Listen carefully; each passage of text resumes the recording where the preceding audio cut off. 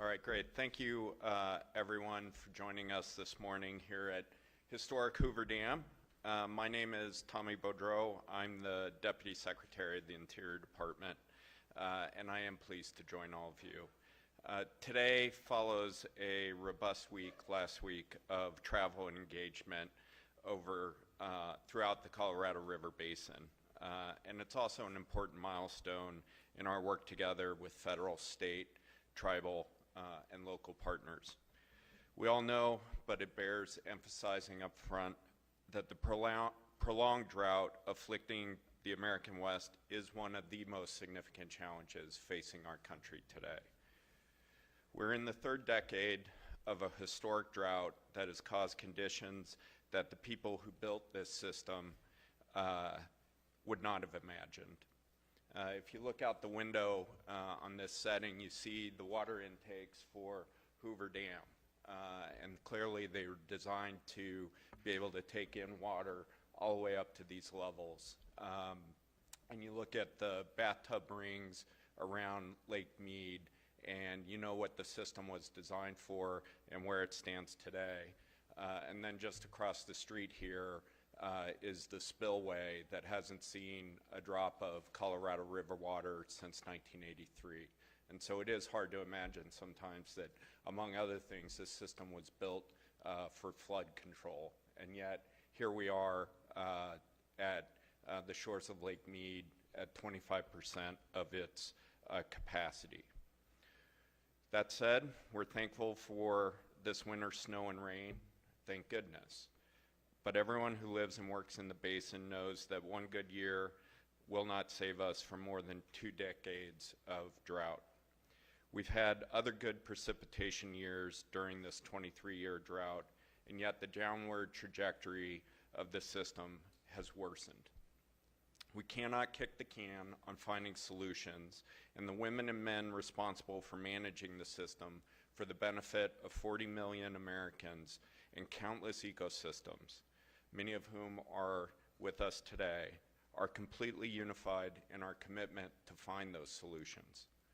Recognizing the severity of this crisis and the reality that the system is changing in profound ways, the Biden administration has been working to bring every tool, every resource to bear as we seek to both minimize the impacts of the drought and develop long-term plans to facilitate water conservation and economic growth. The Interior Department is helping lead this all-of-government approach to the drought crisis by coordinating with our partners across the West to deploy resources that conserve water and increase the efficiency of water use in the Colorado River Basin. So what is our strategy?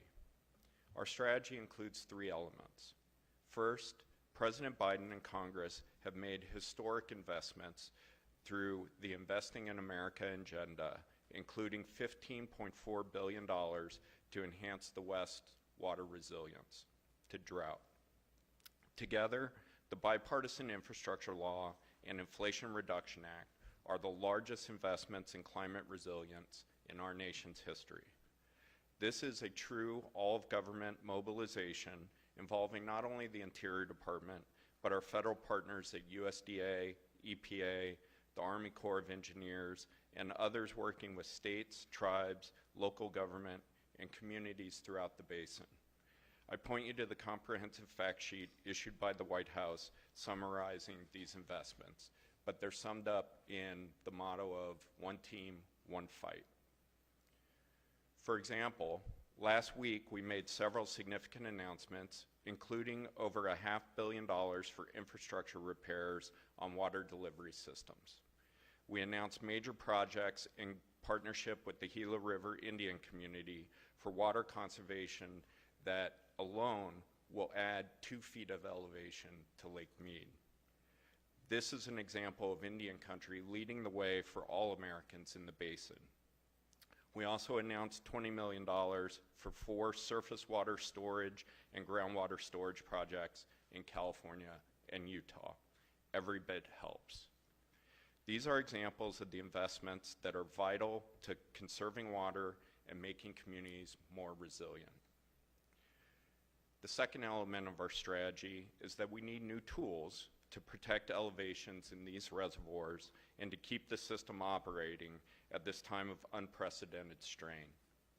Accordingly, last fall, the Interior Department and Bureau of Reclamation initiated an expedited process to revise the current interim operating guidelines for Glen Canyon and Hoover dams, which the modeling shows may, in the near future, the existing guidelines may in the near future prove inadequate to protect the system and ensure power generation and water deliveries. We undertook this process to equip Reclamation with the alternatives and tools needed to address the likelihood of continued low runoff conditions and reduced water availability throughout the basin. And today, following months of intensive discussion and collaborative work with our basin state partners and water commissioners, 30 basin tribes, water managers, farmers and irrigators, municipalities, and other stakeholders, we are releasing a draft supplemental environmental impact statement for public comment. This draft SEIS reflects intensive coordination and collaboration between all 7 basin states and the federal government. From the beginning, we committed to pursuing a collaborative, consensus-based approach to ensure that any action from the department is done with as much engagement and consensus as possible. The draft alternatives in the supplemental EIS build on models and ideas we received from all 7 basin states. They also are intended to drive further collaboration and work among all parties towards the development of additional consensus-based solutions and agreements to achieve these goals. We are deliberately undertaking a public process that is transparent and inclusive, as is necessary and appropriate for a system supporting the entire American Southwest. As Commissioner Touton will describe, the alternatives include actions based on the Secretary's authority to operate the system, to provide for human health and safety, address emergency conditions, and beneficial use. The alternatives also provide room for additional work and solutions, which leads to the third element of our strategy. We and all of the partners before you today and throughout the basin are committed to finding solutions and reaching agreements to conserve water and protect the system and communities. In addition to equipping Reclamation with the tools it needs, this SEIS is intended to drive those conversations and negotiations forward. Some of the commentary has depicted an us versus them dynamic in the basin. I don't see that at all. I see commitment, collaboration, and problem solving. These are difficult issues, decades in the making. And so yes, some of the conversations can be difficult as well. The reason I'm hopeful that new agreements and solutions will continue to emerge, though, is that the spirit in the basin is one of community and collaboration. All 7 basin states and the communities they represent are unified in finding common solutions in the best interests of the 40 million people who depend on this precious resource, the Colorado River. Finally, I want to thank the scores of people at the Bureau of Reclamation and our cooperating agencies and partners who have dedicated countless hours to produce the draft that we're releasing today. Thank you. This work on a very aggressive timeline could not have been possible without these dedicated public servants. And leading this great team is someone who needs no introduction in the Colorado River Basin, which she's called home since she was a little girl. I am grateful to work alongside her, and now I turn over the microphone to our Commissioner, Camille Touton.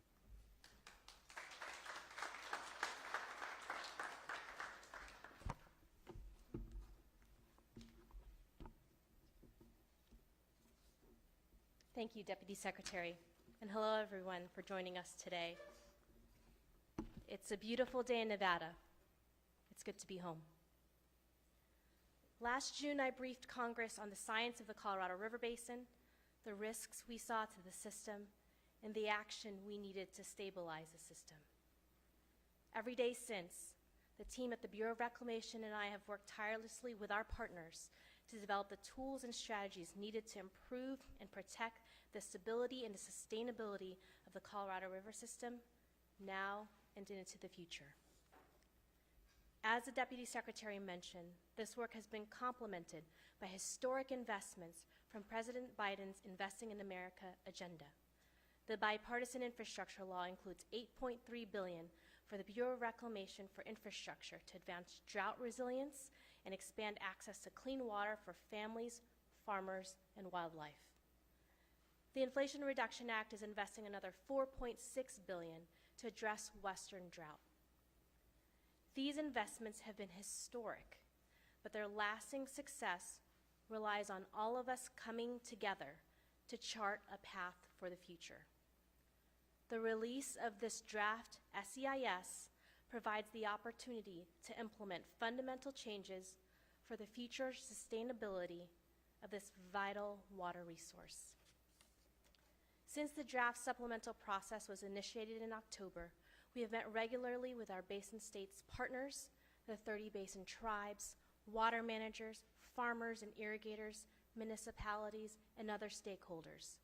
We have pored over hydrologic assessments and data reports to ensure our actions are guided by the best and latest science. We've toured water infrastructure projects along the Colorado River and across the basin states to see firsthand the challenges and the opportunities that lie ahead of us. All of this work has been done to ensure that the draft supplemental impact statement that we are releasing charts the strongest possible path forward to protect the Colorado River system. The draft SEIS analyzes alternatives and measures to address potential shortages and to protect Glen Canyon and Hoover Dam operations system integrity and public health and safety in the event that such measures are required in 24 and continuing through 26 when the current operating guidelines expire. The alternatives presented in the draft SEIS, which I'll walk through momentarily, analyze measures that may be taken under the leadership of Secretary Deb Haaland's authorities to protect system operations in the face of unprecedented hydrologic conditions while providing allocations of water to communities in the lower basin that rely on the Colorado River system. The draft SEIS analyzes 3 alternatives, which reflect input from basin states, cooperating agencies, tribes, and other interested parties, included comments submitting to our public scoping period. The first is the no action alternative.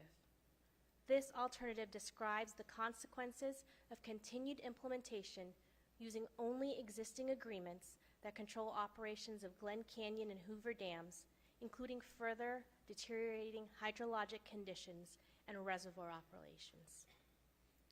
The no action alternative, under this no action alternative, we will see the most impacts to the system. We can expect water levels to continue to decline, threatening the operations of the system and the water supply of 40 million people. There are 2 action alternatives. Both analyze reducing releases from Glen Canyon Dam. The total lower basin shortages for each alternative are the same at 2.083 million acre-feet domestically, which includes shortages under existing agreements. This is because the 2 million acre-feet is the maximum volume analyzed in the 2007 interim guidelines, final environmental impact statement. Action Alternative 1 looks at the additional lower Colorado River Basin shortages based on the concept of priority. Action Alternative 2 analyzes the additional reductions that are distributed in the same percentage across the lower basin water users in shortage condition. This alternative models a pro rata way to spread water shortages to maintain critical elevations in the 2 reservoirs. As the Deputy Secretary mentioned, not only do the draft alternatives incorporate models and concepts received from all of the basin states, but they are also intended to drive further collaboration work among all parties toward the development of an additional consensus-based solution to protect the system.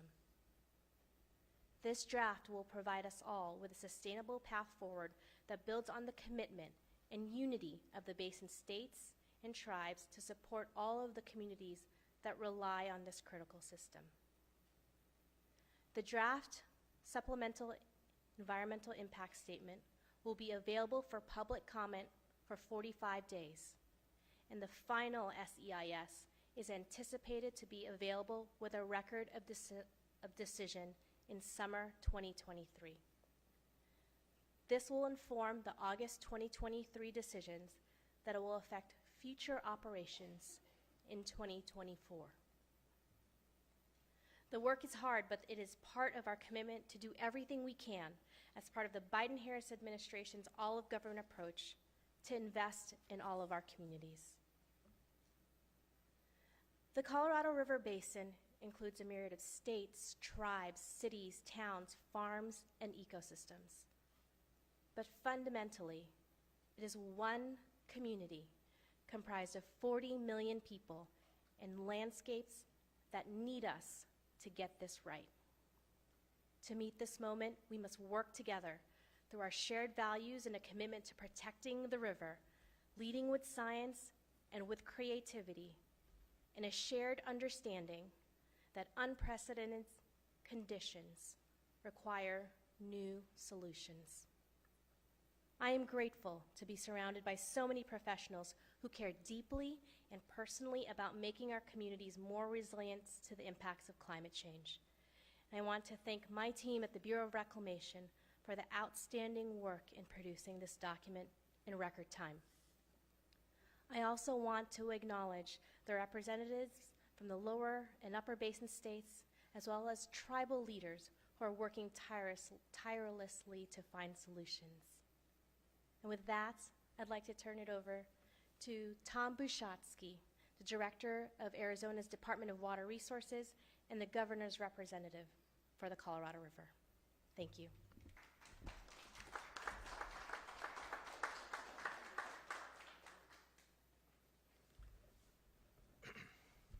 Thank you, Commissioner Touton. So I want to start by recognizing Deputy Secretary Beaudreau and Reclamation Commissioner Touton, and to thank the federal team for all the work they have done to protect the Colorado River system to date, and for completing this draft EIS so we can move forward with the additional actions we need to take to protect the river. I also want to recognize Esteban Lopez and Becky Mitchell, my colleagues from the Upper Basin, and Vice Chairman Long from the Kokopah tribe, also representing the 10 Tribes Partnership. And last but certainly not least, my Lower Basin colleagues, J.B. Hamby and John Ensminger. Over the last 2 decades, many steps have been taken, including very difficult ones, and they have helped to stave off draconian outcomes for the river and the reservoirs we depend on. But looking out at Lake Mead behind me, it's a stark visual reminder of why we are here today. Some may believe that this winter's snow and rain has saved the river, but that is not the case. We have a lot of hard work and difficult decisions ahead of us in this basin to achieve our goal, a resilient Colorado River system. The draft SEIS that's been discussed here today presents multiple paths forward, but those paths have dire consequences in some cases and may spur opposition or even litigation, unacceptable outcomes. Instead, let us accelerate our discussions in the basin for a collaborative, consensus-based outcome.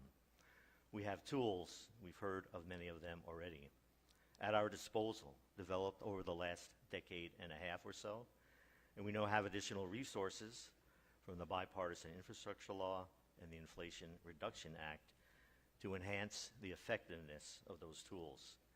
We need to use every tool we have in the toolbox.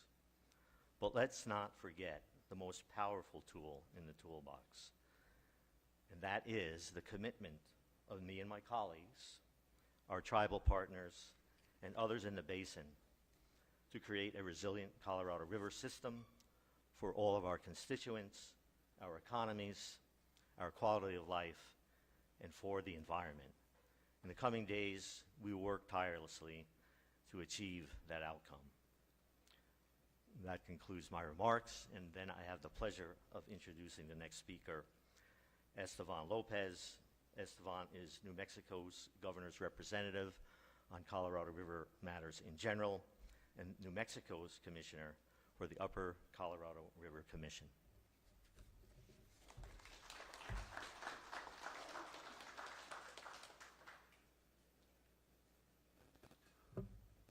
Thank you, Tom. And I also want to begin first by acknowledging Deputy Secretary Beaudreau and Commissioner Touton and all of the federal team that has done just an amazing job of pushing forward this draft SEIS in a record time. It's not only them, but it's all of our state colleagues, many of them represented here today.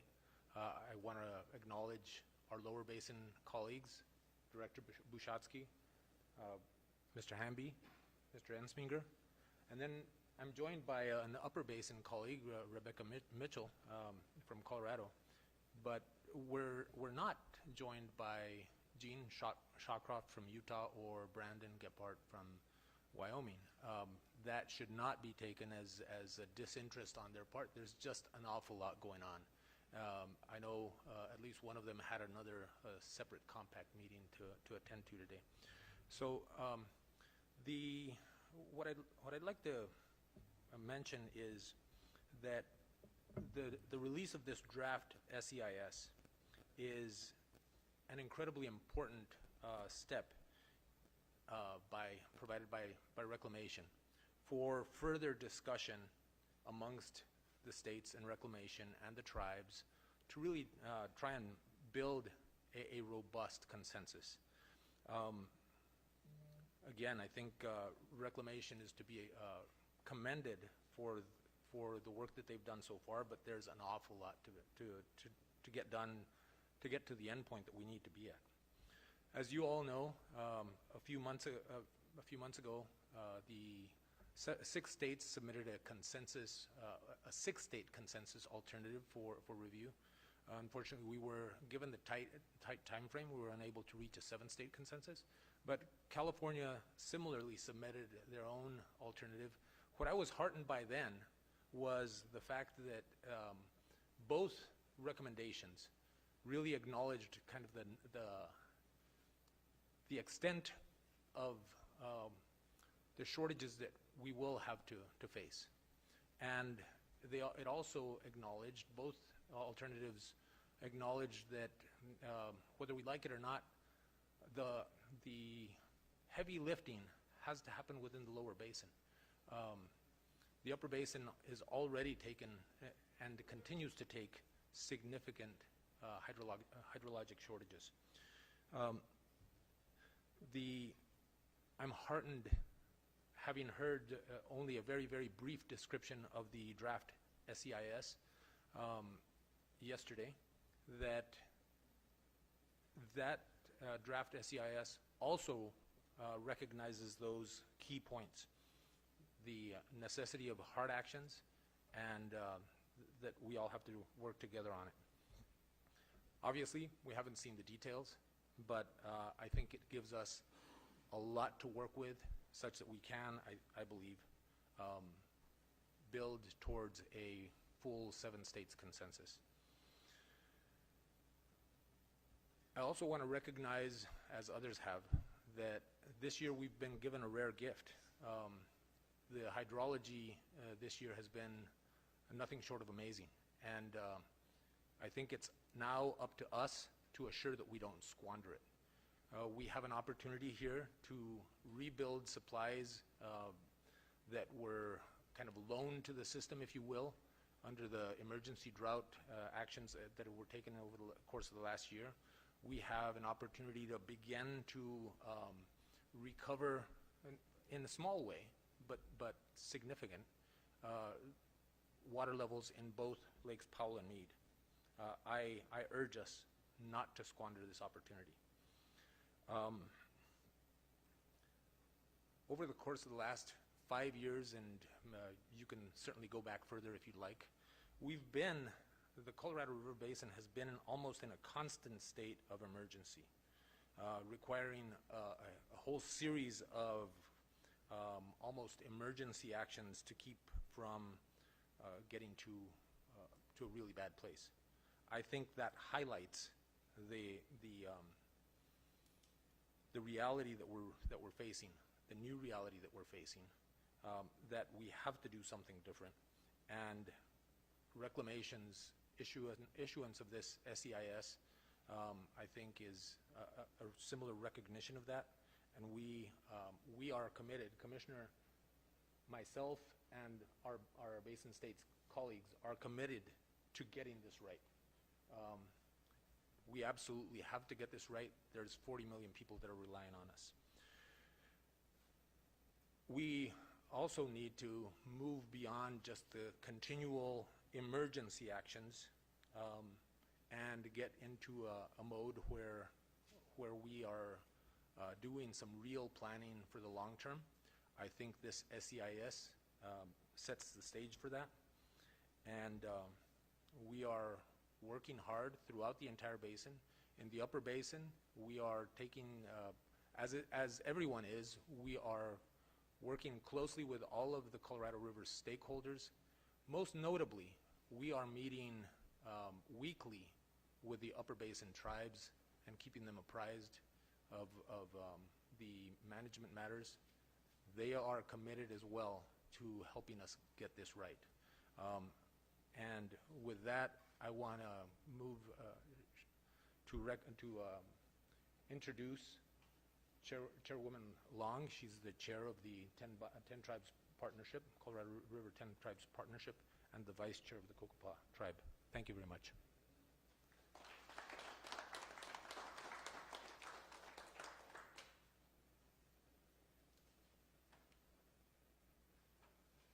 Do I need to stand in this? I don't care. Okay. Well, good morning, everyone. My name is Rosa Long. I am the vice chair of the Kokopah Indian Tribe, as you heard. And I'm also the chair of the 10 Tribes Partnership, which I obtained that leadership role in December at CRUA in Las Vegas. So I'm back. And first of all, before I start, when I wanted to acknowledge the ancestral lands of the Fort Mojave Indian Tribe, of which we are on.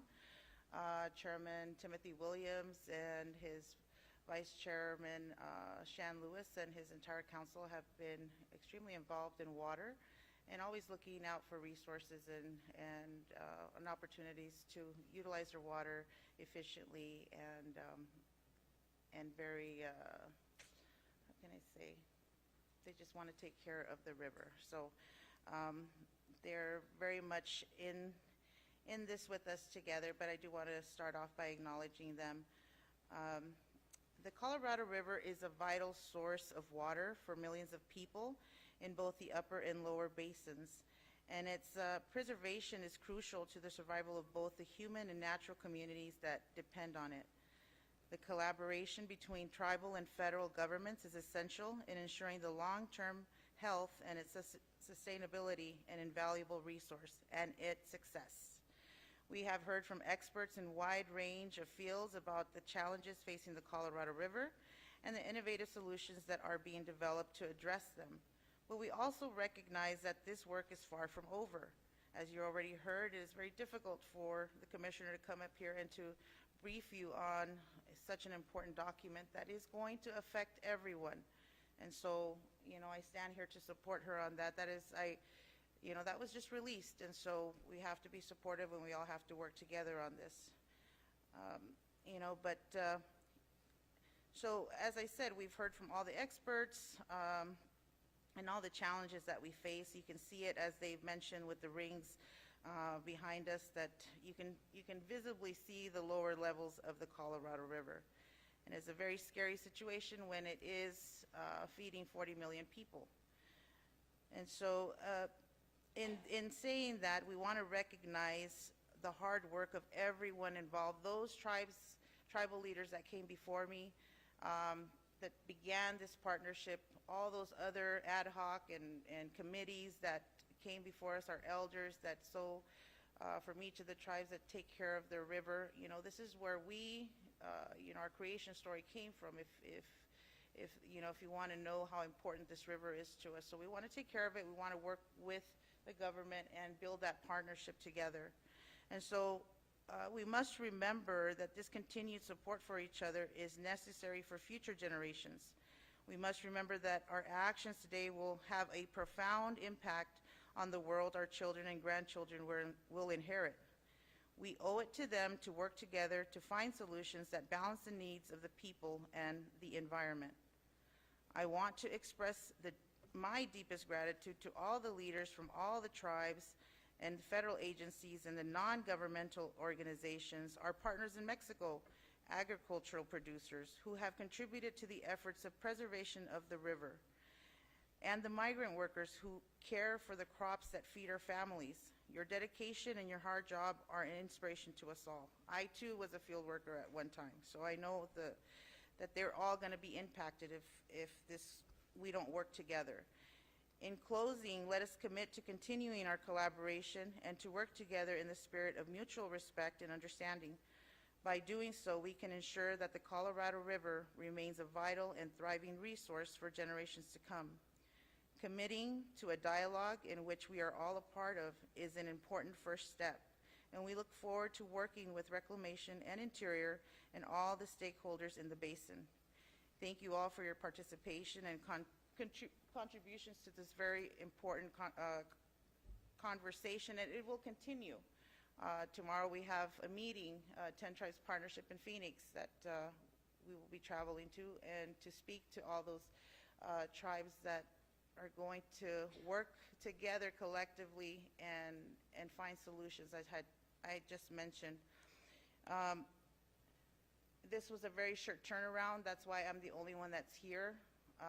For me, I like to work together in groups, and I wish all my tribes were here next to me, but they are here in spirit. They're on the phone. I know that they're there, and they're supporting this effort, and I will see them soon. I will see them tomorrow. I am very much I like to work in a group, and it's going to take all of us, and it is a very scary situation, and I call on the state of Arizona and all those states that are affected with the Colorado River and its drought, that they think about the conservation of water and what they can do in their households to ensure that we save every drop, because without the river, we won't be able to be here. So I would thank you all for your kind attention, and I look forward to working with each and every one of you. This is my first time actually coming out to the Hoover Dam. I've never made it, always at the CRUA, but thank you so much for your invite, and I look forward to working with you all. Thank you.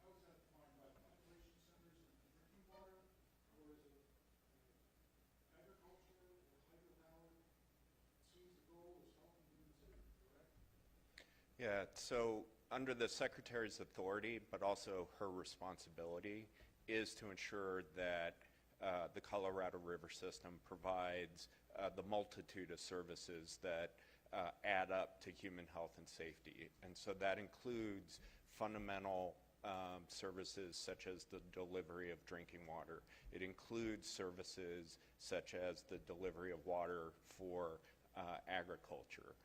It includes maintaining the ability of these dams to generate electricity. And so her responsibility and her authority are broad. to operate these dams in the interests of the public, human health and safety in all of those dimensions. The other is, I think you might have answered Commissioner Touton also. Do we take into account for this supplemental EIS these winters, rains, and snows? Did we take into account this year's hydrology? So what we looked at for this SEIS is the last 30 years of hydrology, including the last 23 driest years on record. What we're doing as far as hydrology that we see this year, snowpack is at 157% of average, is how we operate the system in water year 2023. Certainly, we want to take advantage of this good resource this year. It hasn't melted yet, so let's not count it until it ends in the reservoirs. But to be able to build in 23, which will help inform water year 2024.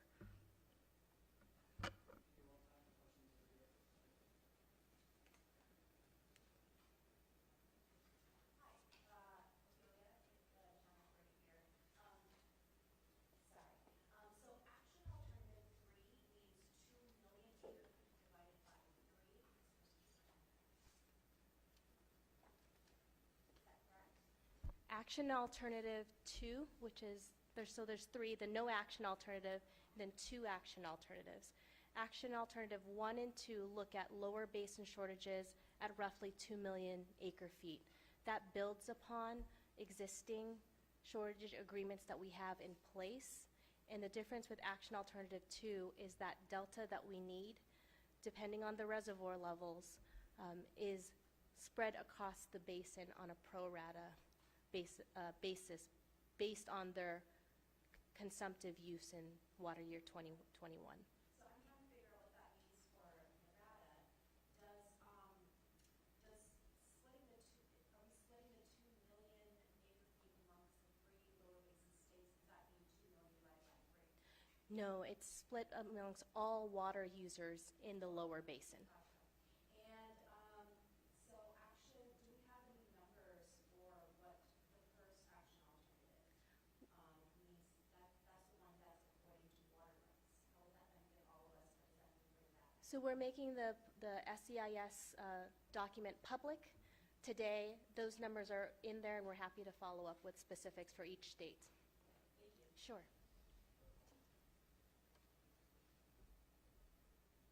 So the alternative action law, will follow a certain priority system. At the lower levels, that could really cripple the interstate water supplies. Is that a reasonable or feasible solution going forward? What we're looking at in all of these alternatives is what the system is. The alternative 1 looks at priority. And as we look at no action, which is the worst alternative as far as impacts to cities and communities, we're looking at feedback from option 1, alternative 1, as well as alternative 2.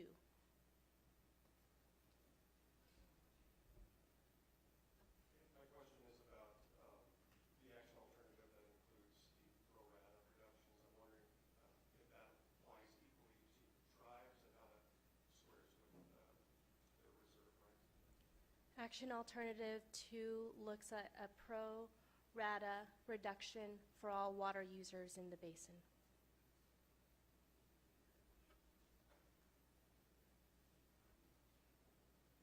I believe this would be for Mr. Beaudreau, but will you elaborate on how this SEIS, what role it plays should the 7 states not come up with an agreement? Yeah, so as I mentioned, the SEIS serves at least 2 purposes. One is to provide alternatives for the Bureau of Reclamation in the event that hydrologic conditions require shortages above and beyond what's provided in the current guidelines as supplemented by the DCP. And that is important to have into place. And so we look forward, as the Commissioner said, to everyone's input on those bookends of the options, strict priority and a pro rata share based on consumptive use. There's going to be lots of ideas and comments, and we already know what some of them are on how to refine those alternatives. But at the end of the day, we need to have those tools in place so that Reclamation can use them if necessary. What the SEIS also does, though, is, and a number of the commissioners mentioned this, it helps lay out a framework, gives something on paper for the ongoing negotiations and conversations among the basin states to chart out agreements, voluntary measures, so that we close the gap on the potential for those shortages. It is our hope and our fervent desire that the tools laid out in the supplemental EIS never have to be used.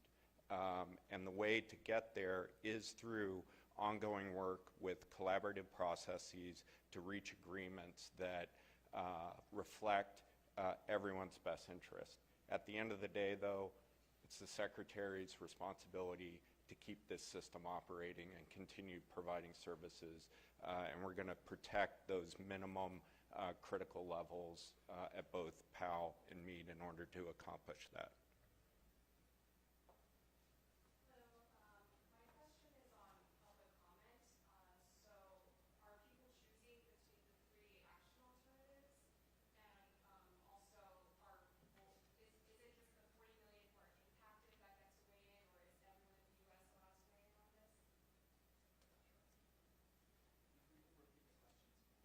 The question was on public comment, who weighs in.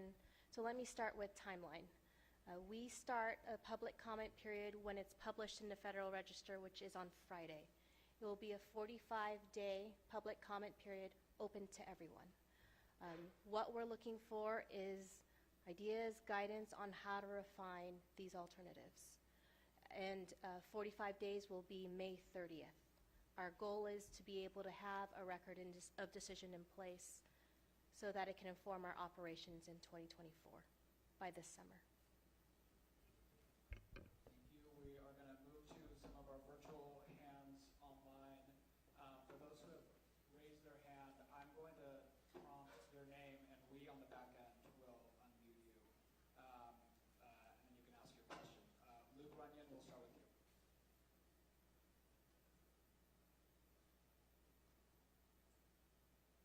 Oh, and you have to unmute yourself. Yeah. I think I'd like to hear from leaders from Arizona and California and get their reactions to the different alternatives, and whether or not, if, depending on which alternative is chosen, if there would be litigation potential from those states.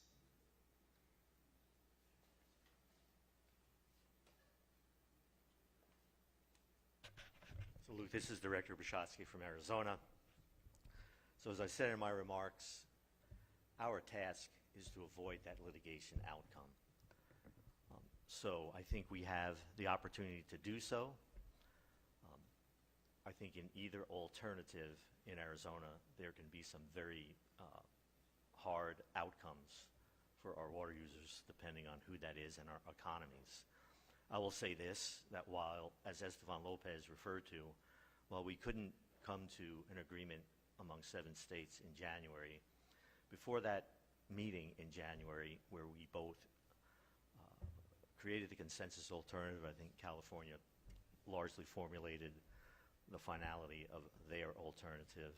J.B. Hamby and I talked before the meeting was even over about getting together, and I think it was maybe a week or 2 after that that we met to start those discussions, and there have been a bunch of meetings since that also have included Nevada, John representing Nevada. So we do see that litigation could be possible.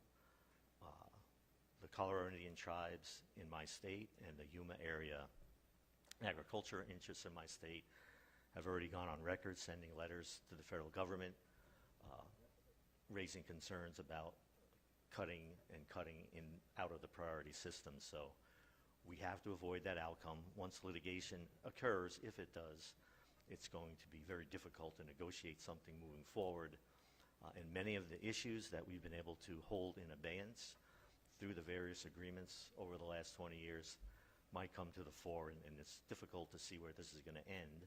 And in the meantime, litigation that might take 10 or 15 or 20 years is going to be occurring while the system and the lake behind us is going to crash, and some action is going to have to be taken otherwise. So we are committed to avoiding that litigation outcome as best we can by coming up with a collaborative solution, and I'll let JB weigh in.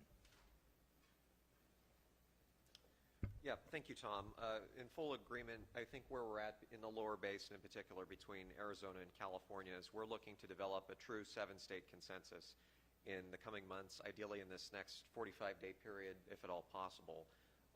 We've received a lot of really good beneficial changes since January. The Inflation Reduction Act funding made available by the Congress last summer has made a huge amount of difference in California. California's users have stepped up and offered up to 400,000 acre-feet per year over the next few years until the expiration of the current guidelines in 2026. We're having very good conversations between California's various agencies to be able to make quick efforts to generate significant volumes of water in a very short period of time. In addition, we have the benefit of recently improved hydrology that's going to make the worst-case outcomes less likely in the next few years. So the combination of those two things, in addition to the very productive dialogue and cooperation and partnership between Arizona and California, sets the stage for a very promising coming weeks and months. And the ideal is to start to move forward as quickly as possible to discussing post-2026 guidelines that'll ideally develop a long-term sustainable path for the Colorado River. Thank you. We'll now go to Michael Elizabeth Sakas, who will give you the ability to unmute yourself.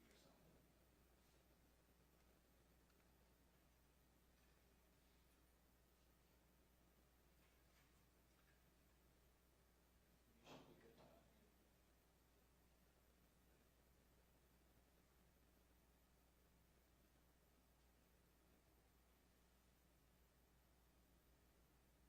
All right, we will come back. Let's go to Daniel Rothberg. We will give you the opportunity to unmute yourself. Hi. I had two quick questions. One, I was wondering if the draft EIS includes a register or explanation of priority in the lower basin, you know, where people fall in terms of seniority. And the second question I had is where negotiations are and discussions are with Mexico.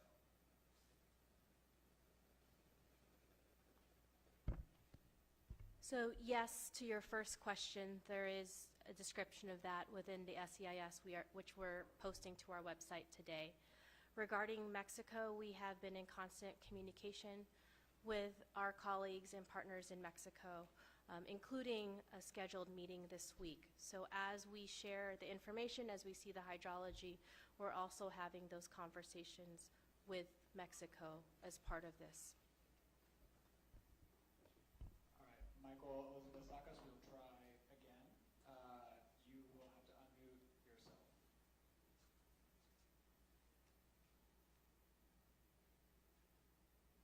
I'm back. And thank you so much for this opportunity. We really appreciate you talking this through with us.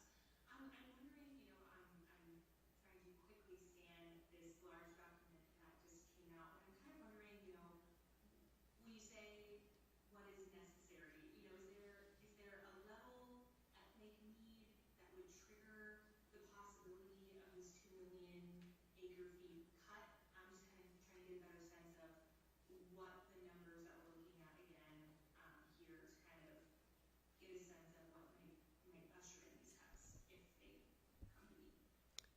Yeah, great question. The fundamental elevations that we are protecting against through these action alternatives are 3,500 feet at Lake Powell and 950 feet at Lake Mead. The reason we have those elevations is those are the minimum responsible elevations to maintain power generation and water delivery services from this infrastructure. Thank you. We'll now go to Jennifer Yaknin. We'll give you the opportunity to unmute yourself.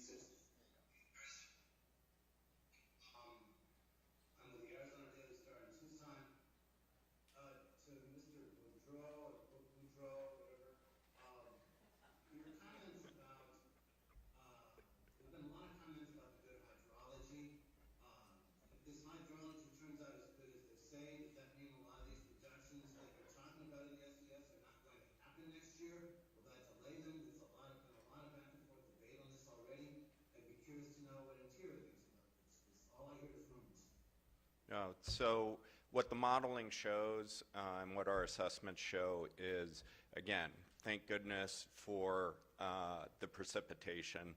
As the commissioner said, we're still looking forward to seeing how much of that precipitation runs off and enters the reservoirs, but it's encouraging.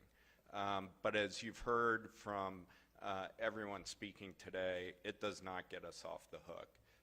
These deficits that you can, if you're in the room here, look out the window and see, took decades to cause, and one encouraging year of precipitation does not get us out of that hole. So it may create some space within the curves, but again, the hydrologic trend is dire and does require ongoing work throughout the basin to reach agreements to protect the system against those hydrological projections and to equip the Bureau of Reclamation with the tools it needs to continue to operate the system responsibly. Thank you. We'll have time for just 2 more questions. Jennifer, coming back to you. You can go ahead and unmute yourself. Having a press conference. I wanted to ask Secretary Beaudreau, as well as all of the state representatives today, is alternative to the pro rata option really viable, or is it really more of a carrot and stick approach to keep the states going? And I'd love just to get the state representatives' opinion on alternative two. Thanks so much. Thanks.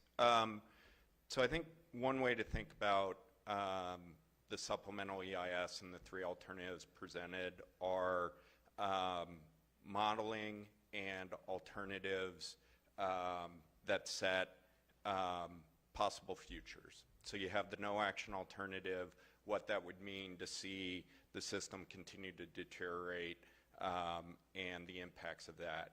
But between the 2 action alternatives, I think you have a spectrum. You have shortages under both alternatives, and you have application of the priority system.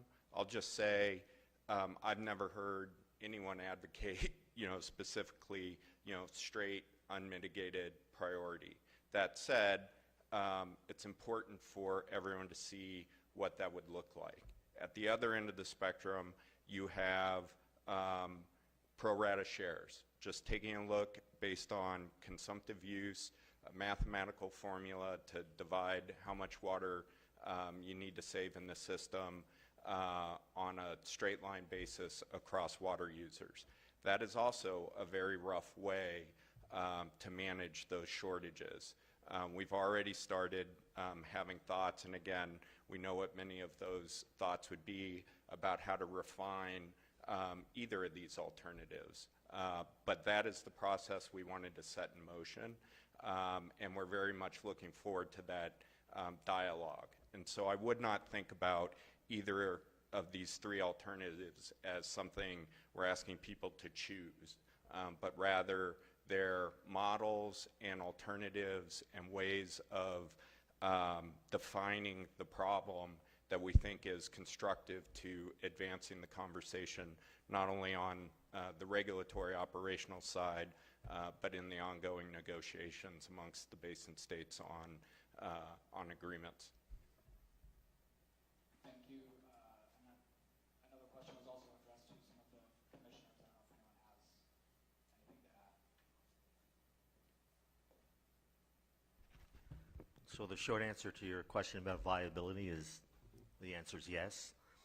I think from my perspective in Arizona, shortly after Commissioner Touton's testimony on June 14th of 2022, in discussions within my state and with me in the media, I made it clear that Arizona was seeking an equitable outcome in which the beneficiaries of the value of the system, the economies, the water for people, et cetera, those beneficiaries are all going to share in some way, shape, or form the need to reduce the uses to protect the system. So I think what I see in the SEIS, and I haven't had any opportunity to dive into it, it accomplished the goal from my standpoint that I wanted to see accomplished under certainly the 6-state alternative. the consensus alternative of putting bookends out there with different mechanisms to achieve those bookends, to make sure that the cuts were big enough to really sustain the system. I think for me, starting about this time in 2021, when we got information from the April 24-month study, kind of previewing where we'd be in August of 2021, and seeing the bad trend that was occurring in August of 2021, then we had to do the 500-plus plan to try to bolster Lake Mead. Then in the spring last year, we had to take the actions that Interior took for Lake Powell. And so we're on a bit of a merry-go-round. We got to get off the merry-go-round. We need to have an outcome in which the cuts are big enough that we don't have to do these emergency operations every few months, because it's an impossibility to keep that up from a staffing perspective. And I think we lose confidence of the public if they don't see us taking major steps, creating an outcome in which we are stabilizing the system for a long time out into the future.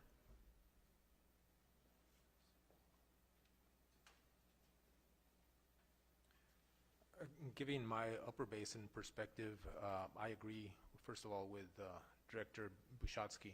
I think that it is a viable outcome, but I don't believe that that is perhaps the most desirable outcome. And I do think the importance of this draft SEIS is that it gives us the framework, it gives us, the states and others, to the framework on which we can build and perhaps find something that is partway between those two bookends. And I think that's our challenge right now.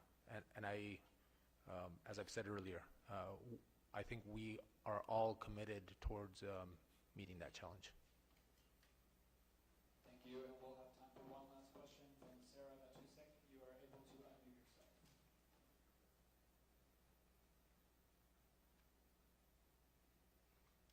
Sarah, feel free to unmute yourself for our last question.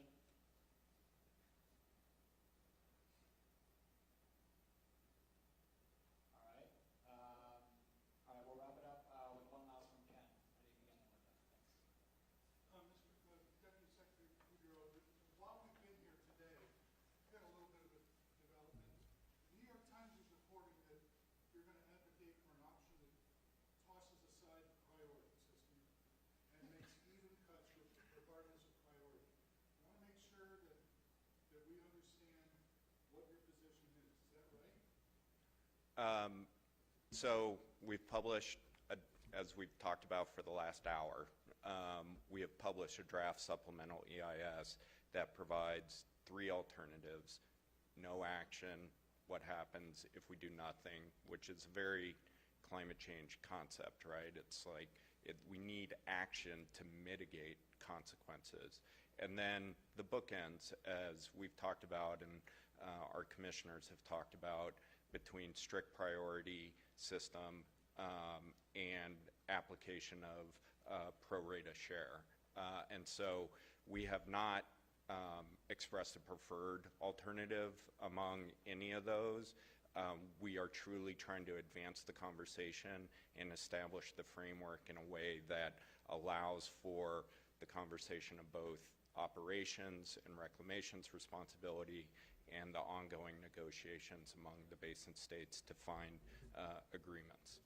I was going to ask the widget question. Is there a widget that you have that gets all 7 states together? Something that gets it? And then finally, can you blend alternatives 2 and 3? So I wish there were a widget or a magic bullet or a wand that we had to produce an outcome. If that were possible, it would have happened already. There is no substitute for the ongoing work throughout the basin and people of good faith coming together in the common interest, and I do think we have that. What was the last part? Yeah, so that is part of the conversation. Is, again, we've defined a spectrum. I suspect we're going to get a lot of really good ideas on how to refine or modify or further develop again, these bookends that we put on the table. So thank you. Hi, everyone. I just want to, this 476 or 480 pages just dropped like an hour ago. You have to give these guys a break. We haven't even been able to tap into it. So that's what this meeting is about. This is the onset of the ongoing collaboration between tribes, between the states, between these elected officials that we've come out here to present to you and to tell you this is the inception of it being released. This is what we're going to do next. This is kind of like COVID, unprecedented times. We don't know what to do, okay? That's when we collaborate. This is a time when the tribes come together and they put input. This is your opportunity to show what you can do for us, too, by saving water. Everybody plays a role in this, not just the ones that are sitting up here. That's not fair. I think that you need to give us an opportunity to at least read the 480 pages and work together collectively, and you all can help us. So we all play a part. It's not fair that, these questions are coming to these individuals when we haven't even read them. So just give us an opportunity to do that, and then transparency, we're going to come out, we're going to bring that to you, but give us an opportunity as well, please. Thank you. Thank you all so much. That's all the time we've got. We appreciate you making the time.